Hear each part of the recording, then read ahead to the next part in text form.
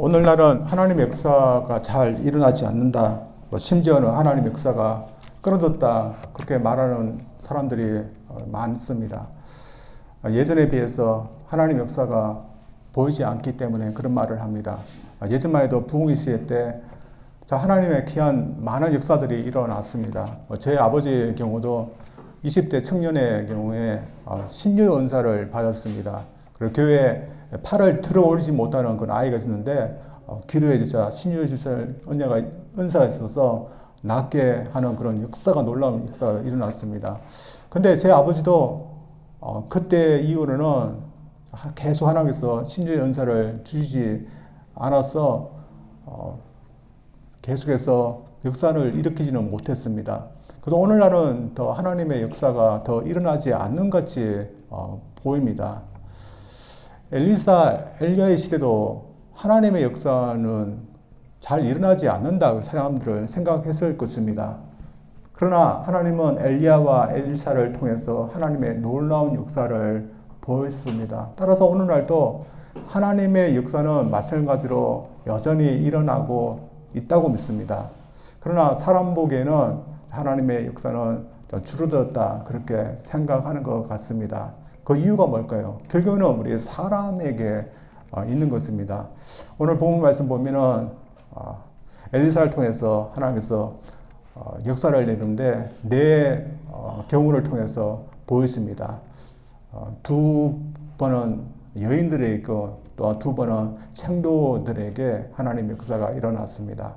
다 다룰 수는 없고 여인들의 경우만 보겠습니다. 그래서 하나님께서 어떻게 여인들에게 역사하시는지 보면서 하나님께서 오늘날도 어떻게 역사하는지 보기를 원합니다. 그래서 하나님 역사를 우리가 바란다면 우리가 어떻게 해야 되는지 한번 보기를 원합니다. 먼저 하나님의 역사는 하나님의 보답으로 나타난다는 것입니다. 첫 번째 경우부터 보겠습니다. 1절입니다. 선지자의 생도의 아내 중에 한 여인이 엘리사에게 부르짖어 가로되 당신의 종 나의 남편이 이미 죽었는데 당신의 종이 여호와를 경외한 줄을 당신이 아시는 바니이다. 이제 체주가 일어나 나의 두 아이를 취하여 그 종을 삼고자 하나이다. 엘리사 시대부터 생도들이 있었습니다. 선지자의 생도들이었는데 이들이 누구일까요? 400명의 선지자들이 바알의 선지자 있고 아시라 선지자들이 400명 있다 그렇게 말을 했는데 오늘날 보면 신학교의 학생들이라고 할 수 있습니다. 그래서 당시도 하나님을 섬기기 위해서 엘리사 밑에서 훈련받는 신학생들이 있었습니다. 그 신학생들이 모여서 훈련받고 또한 일을 했는데 당시 시대가 아합의 아내였던 이세벨이 여전히 살아있던 그 시대였습니다. 그녀는 자신의 믿던 바알과 아스타로스를 장려하면서 하나님을 믿는 사람들을 핍박했던 그런 시대였습니다. 그래서 하나님을 믿기가 참 힘든 시대였습니다. 그러나 그럼에도 불구하고 하나님께 나와서 믿음을 지키고 또한 순종했고 살았던 그런 사람들이 있었습니다. 어떻게 보면 편한 길, 또한 세상의 길을 가지 않고 하나님을 믿으려고 했고 그렇게 살려고 했던 그런 사람들이었습니다. 그래서 이들 중에 결혼하여 가정을 이루고 살았던 사람들이었습니다. 그래서 수도원 같은 곳에만 있지 않고 가정도 이루고 또한 필요하면 또한 수도원 같은 가서 또한 훈련을 받고 일을 했던 것 같습니다. 그러면 하나님 앞에 그 당시에도 얼마나 충성했던 그런 사람들이었습니까?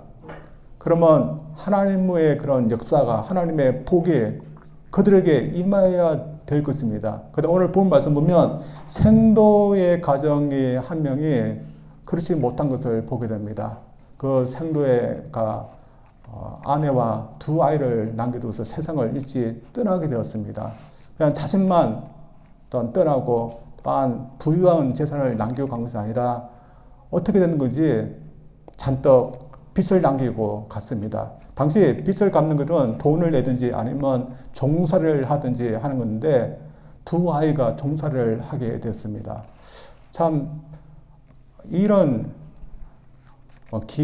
기구한 또한 상황이 벌어졌습니다.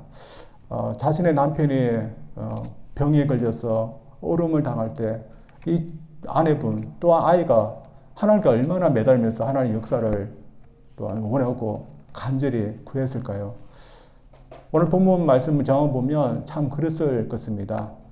오늘날도 그런 경우가 많이 있습니다. 제가 목회자 모임에 갔는데 그런 경우에 대해서 목사님들 쭉 이야기를 나눈 것을 제가 들었습니다. 딱 50대밖에 되지 않은데 한참 목회하는 나이에 먼저 세상을 떠나고 있었습니다. 그것도 암으로 인해서 세상을 떠났습니다. 교회는 어떻게 되었고 또 사모님과 아이들은 어떻게 되었을까요? 또 한 분의 목사님에 대해서 또 얘기를 나누는데 그분도 병이 걸려서 한참 교회를 성장시키고 있는데 갑자기 떠나게 됐습니다. 사모님과 아이들 참 걱정이 되는 그런, 하나님께서 역사하신다면 병에 걸리더라도 낫게 하시고 목회를 계속해서 해야 되는데 하나님은 낫지 않게 하고 또한 치료하지 않는 그런 모습을 보였습니다. 그렇다면 하나님은 아무런 역사도 하지 않고 또한 도와주지 않고 돌보시지 않는 것일까요? 오늘 본 말씀 보면 그렇지 않은 것을 저에게 보여주고 있습니다. 하나님은 하나님께 충성하고 또한 헌신했던 이 가정에 대해서 하나님은 또한 역사하셨습니다. 먼저 떠났던 이 성도는 분명히 하나님께서 그를 품어주실 것입니다. 그리고 이 가정은 하나님의 역사에 일어나서 또한 빚을 갚는 그런 일이 일어났습니다. 그래서 어떻게 보면 하나님께서 이 가정을 돌보시고 또한 충성했던 이 가정에 하나님의 은혜를 베푸셨던 것입니다. 이것은 다음 이야기도 마찬가지입니다. 다음 이야기는 첫 번째 성도의 아내와 달리 부유한 살았던 여인이 한 명 나옵니다. 그 여인은 자신의 그 재산을 엘리사를 돕는데 썼습니다. 엘리사가 길을 갈 때마다 이 집에 들려서 식사를 하였던 것 같습니다. 그리고 더 나아가서는 자신의 집에다가 엘리사가 머물 수 있는 그런 작은 방을 마련해서 거기서 거할 수 있도록 할 정도였습니다. 이 말씀 한번 보겠습니다. 8절부터입니다. 하루는 엘리사가 수넴에 이르렀더니 거기에 한 귀한 여인이 저를 강권하여 음식을 먹게 한 거로 엘리사가 그곳을 지날 때마다 음식을 먹으러 그리로 들어갔더라. 여인이 그 남편에 이르되 항상 우리에게로 지나는 이 사람은 하나님의 거룩한 사람인 줄을 내가 아노니 우리가 저를 위하여 작은 방을 담위에 짓고 침상과 책상과 의자와 촛대를 진설하사이다. 저가 우리에게 이르면 거기에 유하리라 하였더라.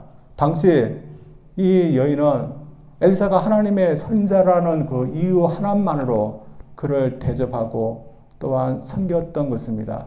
참 믿음이 없는 이 시대에 아무도 하지 않는 이 일을 하나님을 믿는 그 믿음 하나만으로 이 선자를 섬겼던 것이었습니다. 그래서 하나님께서 이 여인에게 보답하게 됩니다. 엘리사 통해서 보답하는데 어떻게 보답했을까요? 이 집에는 아이가 없었습니다. 그래서 아이가 없자 하나님께서 아이를 주겠다 이렇게 약속했습니다. 그래서 아이를 준다고 약속했을 때 이 여인은 계집종을 속이지 마옵소서 하면서 믿지 않으려고 했습니다.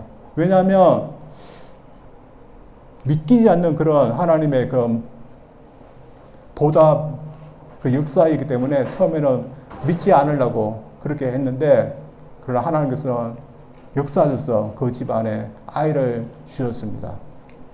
오늘날 하나님은 역사하지 않는다. 사람들은 그렇게 생각하지만 그러나 하나님은 분명히 당신에게 헌신하고 충성하는 자들에게 하나님은 역사한다고 믿습니다. 그래서 오늘날 저들이 주님을 믿고 헌신하고 있는데 하나님은 저들에게 어떻게 하고 있을까요? 아무런 응답, 아무런 역사도 하지 않고 내버려 두고 있을까요? 하나님 분명히 우리를 돌보고 또한 보고 계시고 또한 필요하시면 하나님께서 우리에게 필요한 것으로 인도하고 계시고 또 역사하신다고 저들 믿어야 될 줄 믿습니다. 그래서 저들이 하나님께 충성했는데 하나님은 나의 병도 고치지 않고 왜 교회는 항상 성장하지 않고 또한 이렇게 기도했는데 왜 돌아오지 않는다.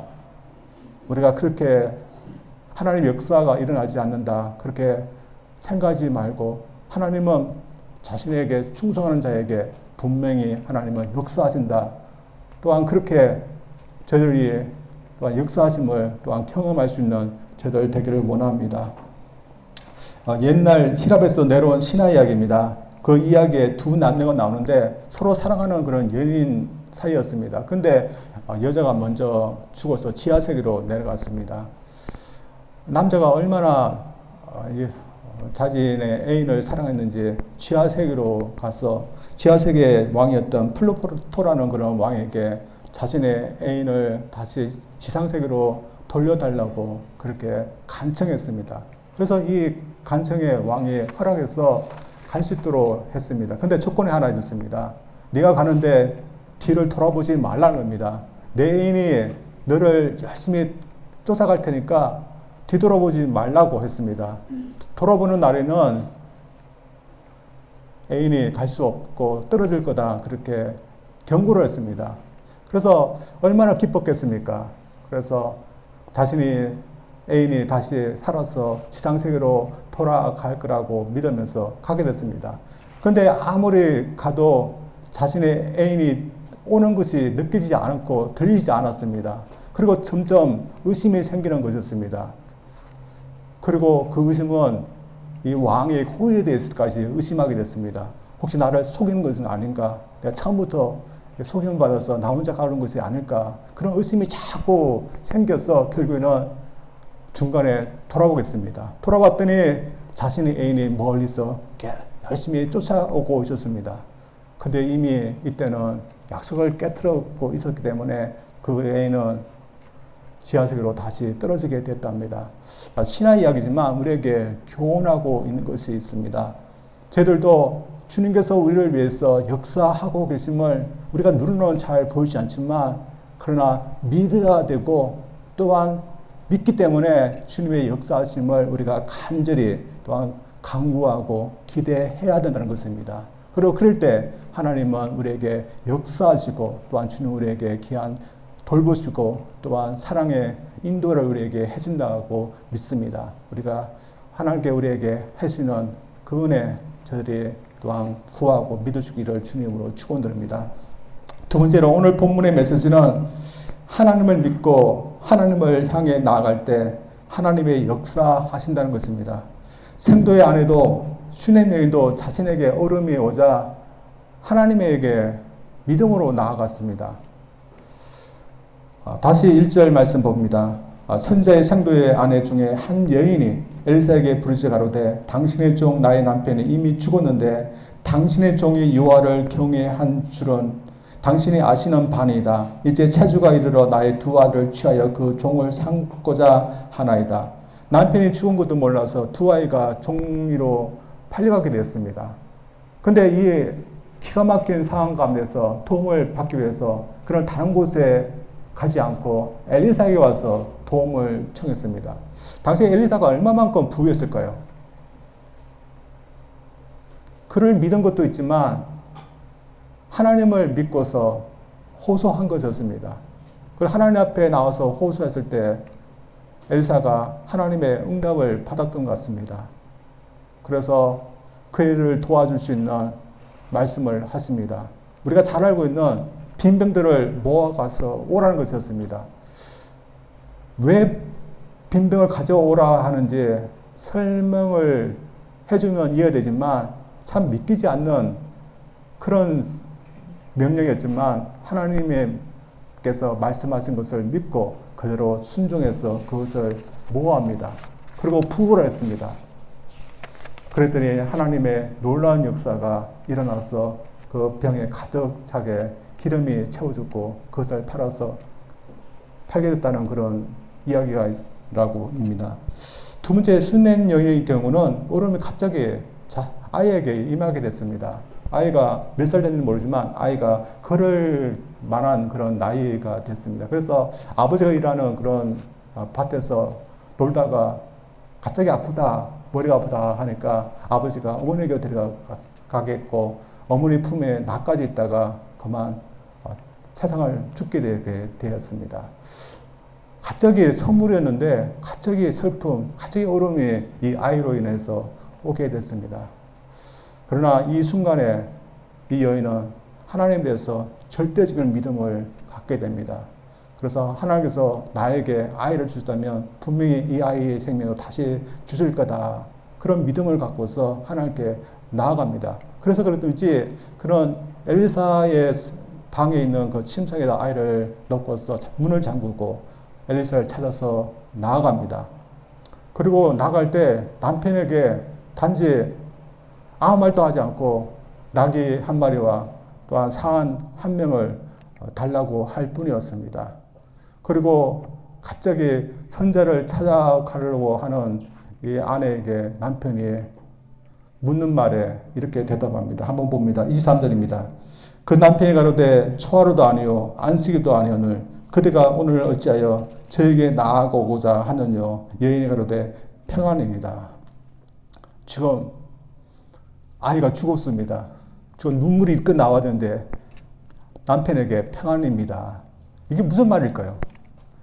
당시에 선지자에게 나아가는 것은 절기 때만 나갔습니다. 초하루나 안식일 그때만 갔는데 갑자기 선지자를 찾아서 간다니까 무슨 일이라 하니까 오늘을 바꾸면 큰일 아닙니다. 걱정하지 마시고 제가 잘 다녀오겠습니다. 그 말 했던 것 같습니다. 남편에게 자신의 아이가 죽었다는 얘기를 하지 않은 이유가 무엇일까요? 엘리사에게 가서 하나님께 호소하면 아이가 살 거라고 믿었기 때문에 남편에게 걱정을 시키지 않기 위해서 말하지 않았던 것이라고 생각합니다. 그리고 갈 때 사안에게도 또한 자신을 보고 오고 있는 게하시에게도 아이가 죽었다는 말을 하지 않고 오직 엘리사에게 가서 호소합니다. 엘리사에게 이렇게 호소합니다. 27절부터입니다. 산에 이르러 하나님의 사람에게 나아가서 그 발을 아는지라 게하시가 가까이 와서 저를 물리치고자 하며 하나님의 사람이 가로되 가만두라 그 중심에 괴로움이 있다마는 여호와께서 내게 숨기시고 이르지 아니하셨도다. 여인이 가로되 내가 내 주께 아들을 구하되니까 나를 속이지 말라고 내가 말하지 않으리까.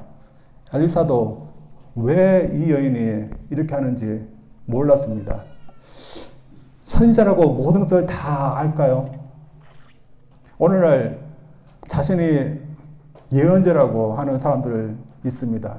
다 안다고 말합니다. 그럼 하나님께서 가르쳐주지 않으면 모릅니다. 이 엘리사는 솔직했습니다. 하나님께서 나에게 가르쳐주지 않아서 이지만 어떤 괴로움이 있는가 보다. 그래서 몰랐지만 이 여인의 호소를 통해서 아이가 죽었다는 것을 알게 됐습니다. 그래서 그 호소에 응답해서 먼저는 자신의 지팡이를 게하시가 가져와서 죽은 아이의 얼굴에다가 놓으라고 했습니다. 그러나 이 여인은 자신은 엘리사를 떠나지 않겠습니다. 그렇게 말했습니다. 무슨 뜻일까요? 당신이 떠나지 않으면 난 여기서 가만히 있겠습니다. 같이 가자는 그런 의미입니다. 그래서 그 간청에 의해서 엘사가 가게 됐고 가봤더니 자기 침상에 죽은 아이가 누워졌습니다. 문을 닫고서 하나님께 간절히 기도했습니다. 그리고 하나님의 어떤 응답이 있어서 죽은 아이의 몸에다가 자신의 몸을 댑니다. 아이의 입에 자신의 입을, 자신의 눈에 아이의 눈에 자신의 눈을 대고 아이의 몸에 자신의 몸을 댑니다.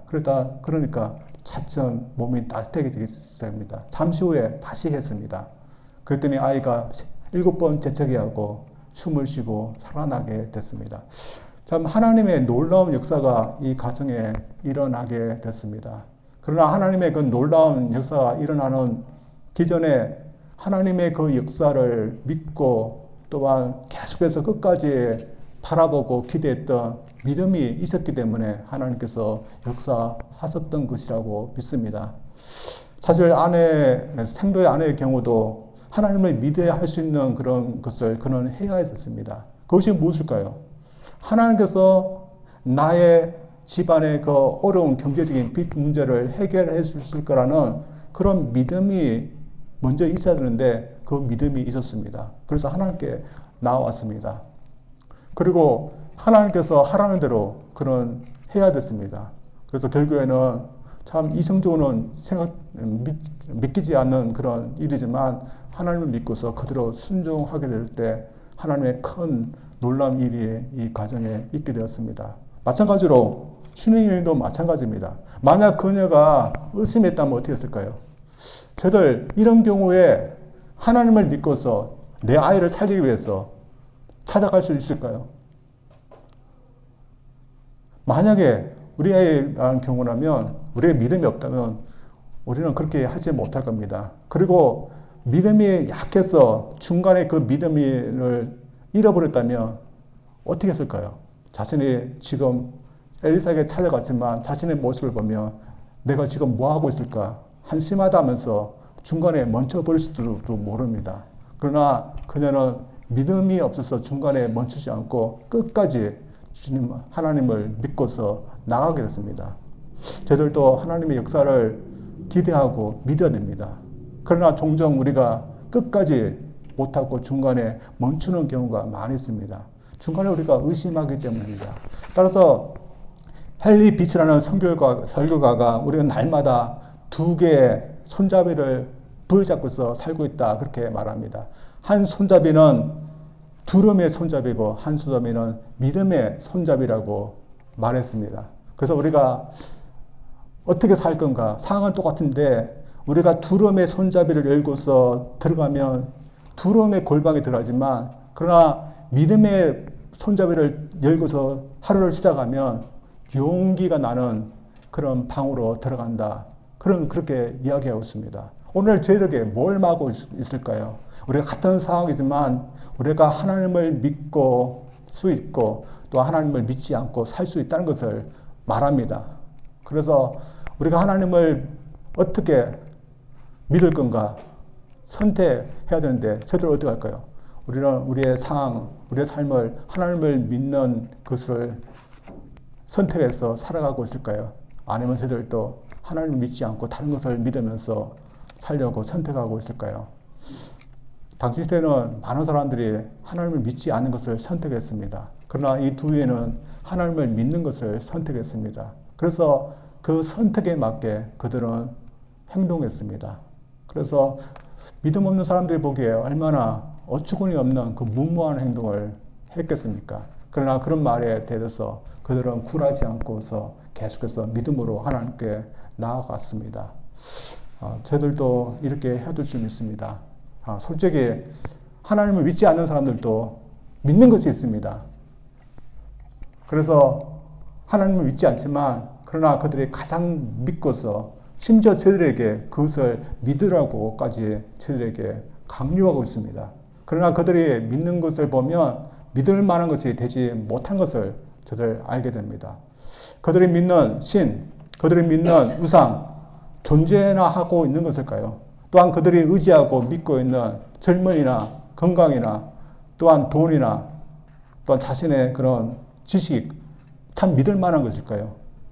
참 우리가 참 믿을 수 없는 그런 것을 믿고서 가장 믿으라고 우리에게 이야기하고 있지만 사실은 저희들이 그들에게 누구를 믿어야 될지 우리가 말해야 됩니다. 참 하나님이 우리가 믿을 참 확신의 그런 믿음의 대상임을 우리가 또한 이야기해서 그들을 따라가는 것이 아니라 그들이 하나님을 믿을 수 있도록 저희들이 해야 될 줄 믿습니다. 그래서 저희들은 믿음 없는 사람에 의해서 저희들도 믿음을 잃어버리고 하나님을 믿고 살지 못하고 도리어 그렇게 되는 것이 아니라 믿지 못하는 사람들을 하나님 믿을 수 있도록 저희들이 담대하게 우리부터 하나님을 믿는 그런 모습을 보여야 될 줄 믿습니다. 그래서 우리가 매일매일 어려울 때 먼저 하나님을 믿고 하나님 앞에 하나님께서 역사하실 거라고 믿고 우리가 강구해야 될 줄 믿습니다.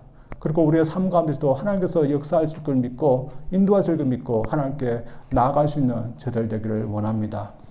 편선영이라는 그런 자매님이 계셨답니다.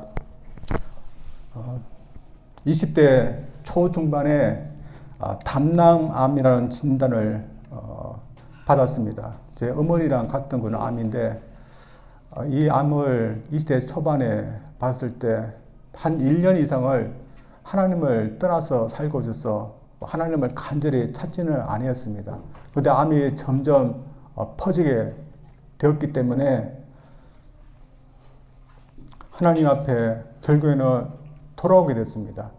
그리고 하나님 앞에 돌아와서 이제는 하나님만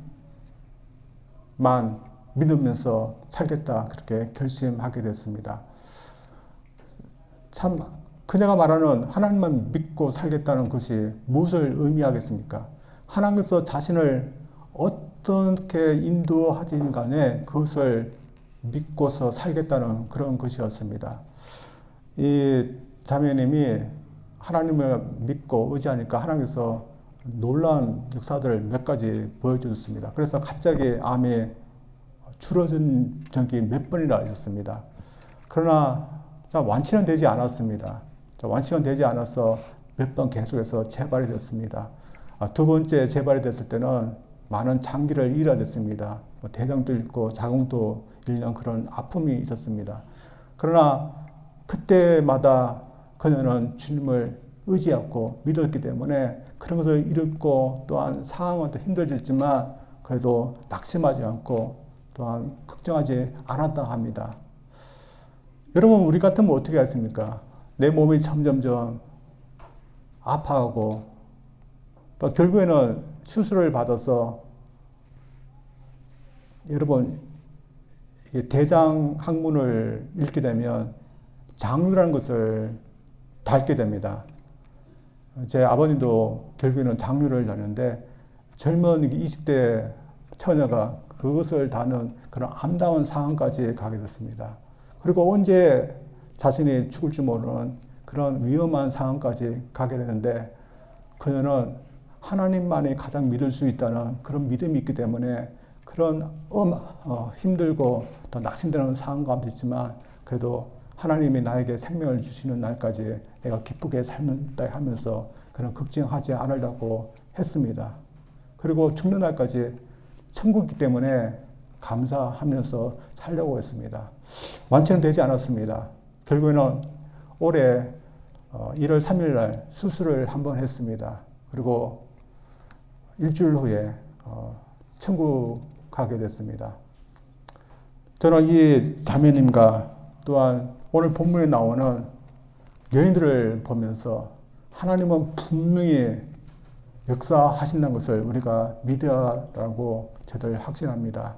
그래서 세상 사람들은 하나님이 안에 계시고 역사하지 않는다 하지만 하나님을 믿는 자에게 분명히 하나님의 은혜를 베푸심을 역사하고 계십니다. 그래서 우리가 어려울 때도 하나님을 께서 역사하신다 믿고 우리가 평탄할 때도 하나님께서 역사하신다 믿고서 하나님께 나아가고 하나님을 붙들 수 있는 그래서 주님께서 우리에게 역사하심을 우리가 경험하며 볼 수 있는 저희들 되기를 주님 이름으로 축원드립니다. 우리 기도합니다. 하나님 아버지, 오늘 말씀처럼 이 두 인이 경제적으로 또 아들을 잃는 그런 어려움 속에서 다른 것이 아니라 하나님께서 역사하시고 하나님께서 도움을 줄 수 있음을 믿고서 하나님께 매달리고 나아갔을 때 하나님의 역사가 있었음을 저들 보았습니다. 오늘날 하나님이 역사하지 않고 하나님이 인도하지 않는다 많은 사람들이 의심하지만 하나님은 믿는 자에게 또한 이 세상의 모든 곳곳에 역사하고 계심을 저들의 믿음으로 고백하게 하여 주시옵소서. 하나님을 믿고 하나님께 나아가는 자 하나님께서 분명히 응답해 주시고 역사하심을 저들의 믿음으로 고백합니다. 그런 하나님을 저들이 믿고 의지하고 살 수 있도록 도와주시옵소서. 예수님 이름으로 기도합니다. 아멘.